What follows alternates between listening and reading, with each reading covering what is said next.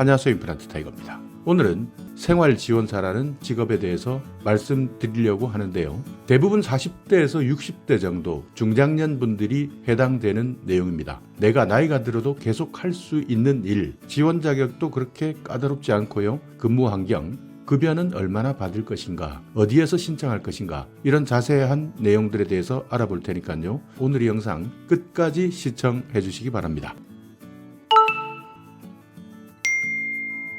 네, 생활지원사. 도대체 이것은 어떤 직업이야? 궁금해 하시는 분들 많습니다. 생활지원사, 정확하게 말씀드리면 공식 자격증은 없습니다. 그러니까 최근 민간 학원에서 발급하고 있는 생활지원사는 사실상 공식적으로 인정받지 못하는 자격증입니다. 그렇기 때문에 생활지원사를 하시겠다 하시는 분들, 민간 자격증을 따시는 것보다는 요양보호사 자격증이나 사회복지사 자격증을 따시는 것이 좋습니다. 생활지원사는 2020년 1월부터 정부에서 실시한 제도입니다. 노인을 위한 맞춤 돌봄 서비스 제도였는데요. 그러니까 취약한 노인분들에게 사회참여 활동을 하게 한다든지 아니면 일상생활 지원을 위한 서비스, 그러니까 안전한 삶을 살아갈 수 있도록 지원을 해주는 역할을 하는 것인데요. 과거에는 독거노인 생활관리사, 노인 돌보미 이런 명칭으로 불려왔는데요. 이것이 생활지원사로 통일된 겁니다. 그러니까 최근 우리나라는 초고령 사회에 이미 진입했다 이렇게 판단하시는 분들도 많은데요. 그만큼 고령 사회가 되면서 더 많은 사회복지 서비스가 필요한 상황에서 더욱더 필요해지고 있는 직업, 그 중에 하나가 노인생활지원사입니다. 그렇기 때문에 최근에 많이 따고 있는 자격증, 요양보호사 자격증을 많이 취득하고 계시는데요. 이런 요양보호사 자격증을 취득하신 분들이 생활지원사도 함께 고려해보는 것이 좋습니다. 자, 그렇다면 생활지원사 정확하게 어떤 일을 하느냐? 만 65세 이상 기초생활수급자나 사상위계층, 기초연금을 받고 계시는 노인들에게 일상생활을 할 수 있도록 업무를 수행하는 사람, 그러니까 안전지원이나 사회참여, 생활교육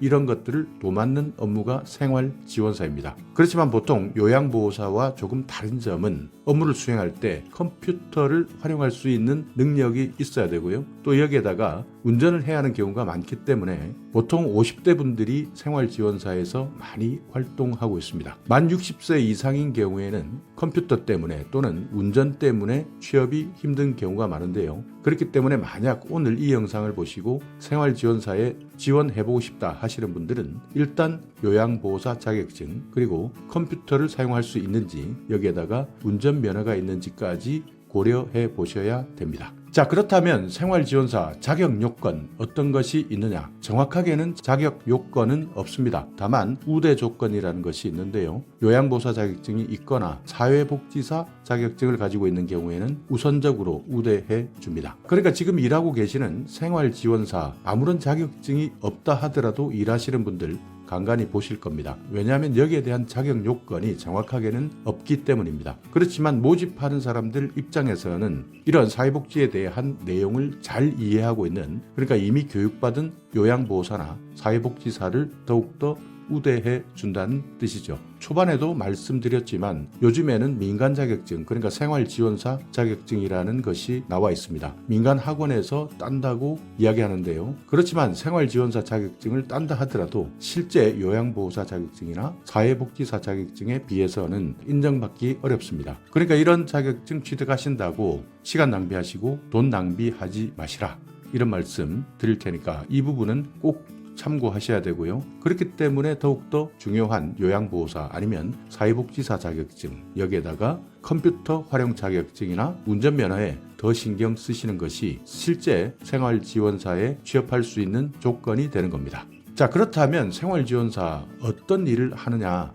보통 중점 돌봄군, 그리고 일반 돌봄군, 이렇게 노인에 대한 사례 관리를 하는데요. 보통 생활지원사 한 사람당 14분에서 18분 정도 노인을 관리하게 됩니다. 다만 내가 어디 사느냐, 그러니까 도시에 사느냐 지방에 사느냐 이런 데 따라서 이동거리나 지역 특성에 따라서 근무 여건이 달라질 수 있습니다. 주요 업무를 보시면 사회관계 향상 프로그램, 신체나 정신건강 분야에 대한 교육, 안전이나 일상생활을 지원해주고요. 주거 개선, 건강지원과 연계해드리고 또 개인별로 맞춤형 사례 관리를 합니다. 자, 자세한 업무 내용 한번 살펴보시면요. 직접 서비스 같은 경우에는 방문하거나 통원하는 여러 가지 분야가 있습니다.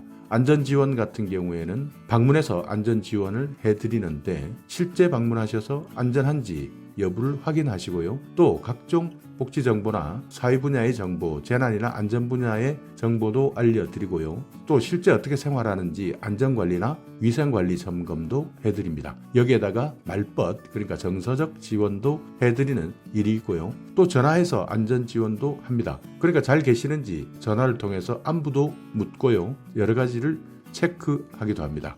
그 외 정보 제공, 말벗 지원 서비스도 하고요. 또 사회 참여 분야에서는 사회관계 향상 프로그램, 자조 모임, 생활교육이나 일상생활 지원, 외출에 동행한다거나 가사 지원에서는 식사관리나 청소관리도 함께 도움을 드리고 있습니다. 그 외에도 연계 서비스, 생활지원 연계나 주거 개선 연계, 건강지원 연계, 기타 서비스들이 있는데요. 이 부분에서는 지방자치단체나 정부에서 필요한 생활용품이나 식료품, 후원금 같은 것을 지원해 드리기도 하고요. 주거 환경 개선이나 의료 분야나 건강 보조 분야의 지원도 함께 합니다. 그러니까 보통 생활 지원사는 사례 관리자 중에서 80% 정도는 일반 돌봄에 해당되고요. 20%는 중점 돌봄군에 해당됩니다. 그러니까 아무래도 일반 돌봄군은 보통 노인이다 이렇게 생각하시면 되고, 중점 돌봄군은 더욱더 자세하게 세밀하게 돌봐야 되는 어르신들인데요. 중점적으로 돌봐야 되는 어르신들은 한 달에 16시간에서 40시간까지 직접 서비스 또는 연계 서비스가 필요하고요. 일반 노인들은 한 달에 16시간 정도 서비스를 해드린다 이렇게 생각하시면 됩니다. 자, 그렇다면 노인생활지원사 급여는 어느 정도 될 것이냐, 정말 이것이 궁금하실 겁니다.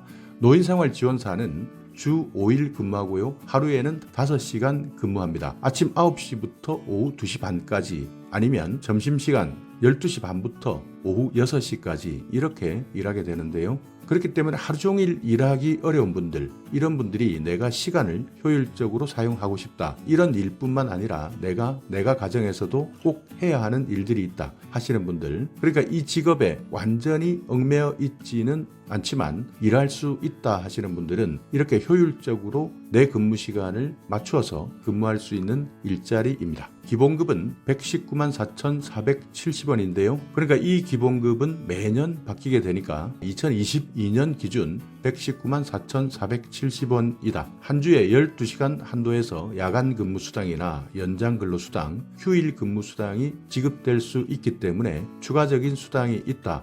그래서 한 달에 120만 원 이상은 보장되는 직업이다 이렇게 생각하시면 되는데요. 여기에다가 퇴직금도 있고 4대 보험 가입도 가능합니다. 자, 그렇다면 요양보호사, 생활지원사 도대체 어떤 것이 차이가 있는 거냐? 요양보호사는 보통 한 사람의 노인을 전담해서 돌보고 현장에서 일하는 경우가 많습니다. 그러니까 보통 시설에서 일하는 요양보호사는 직장 형태로 일을 할 수 있지만, 방문 요양을 하시는 요양보호사는 찾아가는 형태의 직업인데요. 생활지원사는 여러 명의 노인 생활을 지원해 줍니다. 여기에다가 현장 돌봄뿐만 아니라 사무실 업무까지 해야 하는 차이가 있는데요. 보통 요양보호사의 관리 대상자는 중증 노인입니다. 그렇지만 생활지원사는 일반 노인인 경우가 많습니다. 그렇기 때문에 상대적으로 육체적인 피로도, 그리고 업무 강도, 스트레스, 이런 여러 가지 부분에서 훨씬 더 유리하다 생각하실 수 있는데요. 보통 요양보호사는 3시간 정도 일하고 급여를 책정하지만 생활지원사는 5시간으로 급여가 책정된다. 그렇기 때문에 방문 요양보호사보다는 생활지원사가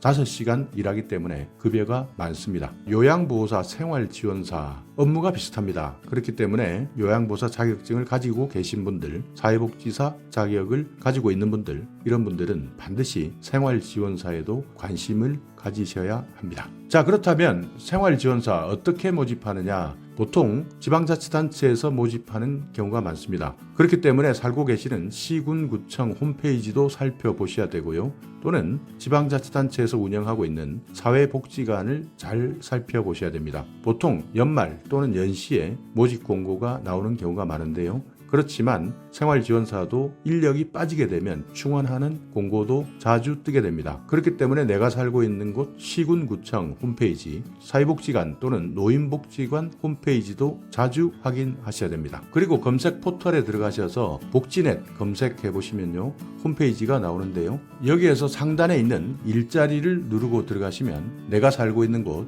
근무지역이 어디냐 또는 언제부터 구인 공고가 등록되었느냐, 경력이나 검색 조건 이런 것들을 통해서 검색해 보시면 생활지원사를 어떻게 모집하고 있는지 전국적인 구인 정보가 나오게 됩니다. 그렇기 때문에 복지넷 홈페이지 자주 들어가 보시고 채용하고 있는지 잘 살펴보셔야 됩니다. 자, 오늘 영상 여러분께 조금이나마 유익한 정보가 있었다면요, 오늘도 구독 그리고 좋아요 부탁드리겠습니다.